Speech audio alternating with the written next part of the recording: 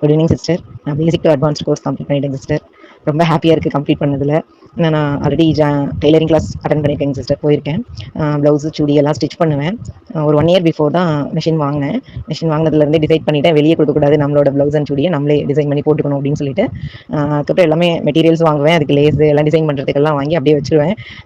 கரெக்டாக டைம் ஒதுக்கி ஆனால் பண்ண முடியாது, பசங்க இருப்பாங்க, அனுப்பிட்டு ஒர்க் பார்க்கவே சரியாக போயிடும். அதனால் ரொம்ப லேட் ஆகும் ஒரு ப்ளவுஸ் எடுத்துனா கூட ஃபினிஷ் பண்ணுறதுக்கு. அதனால் என்ன நினச்சேன்னா, ஒரு கோர்ஸ் மாதிரி போயிட்டோம் அப்படின்னா ரெகுலராக பண்ணும்போது, டைம் ஒதுக்கி பண்ணும்போது கண்டிப்பாக நம்மளால் சீக்கிரமாக பண்ண முடியும், நல்லா கற்றுக்கணும் அப்படின்ட்டு நினச்சி தான் கோர்ஸ் வந்து சர்ச் பண்ண ஆரம்பித்தேன்.